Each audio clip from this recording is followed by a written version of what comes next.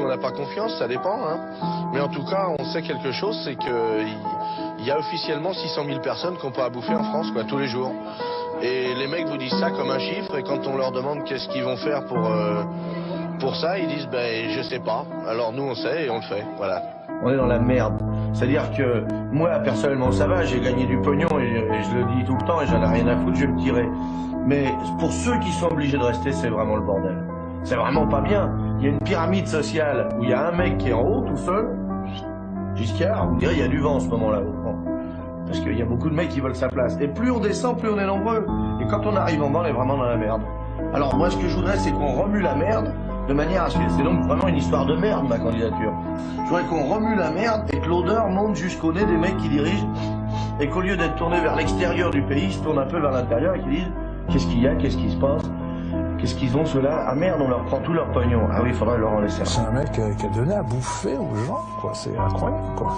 Qui a trouvé l'idée de, bon, par sa notoriété évidemment, mais il avait d'un seul coup propulsé, putain, on va donner à manger à tout le monde, bordel. Dans ce pays, qui est un pays où il y a de la bouffe pour tout le monde. C'est pas normal que les gens crèvent de faim, quoi. On a eu du rab. On en a eu un peu plus que prévu, alors on vous a amené le reste. Il est donc allé voir l'abbé Pierre, à qui il a remis un chèque d'1 million de francs. C'est vous dire, tout ce que les Français avaient donné, c'est de vous dire à quel point Coluche tapait juste. Les Français étaient tout à fait sensibles au fait que c'était pas normal qu'on puisse mourir de faim en France. Alors pour les hommes politiques, j'ai aussi un message, c'est ça.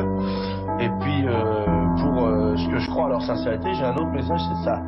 Voilà, mais en dehors de ça, j'ai rien. J'appelle les feignants, les crasseux, les drogués, les alcooliques, les pédés, les femmes, les parasites, les jeunes, les vieux, les artistes, les taulards, les gouines, les apprentis, les noirs, les piétons, les arabes, les français, les chevelus, les fous, les travestis, les anciens communistes, les abstentionnistes convaincus, tous ceux qui ne comptent pas pour les hommes politiques, à voter pour moi, à s'inscrire dans leur mairie et à colporter les nouvelles.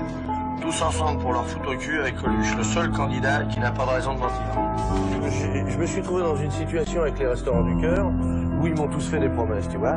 Et puis maintenant, je les vois, quoi, les promesses, tu vois. Donc si tu veux, je vais les regarder. Ce fait d'en parler, c'est que ça me fait replorer. Je peux pas vous dire pourquoi. C'est que c'est pas possible de perdre quelqu'un comme ça. Et que la mémoire revient instantanément, c'est-à-dire ce coup de téléphone où j'ose pas poser la question, mais... Et le dernier me dit, il est mort.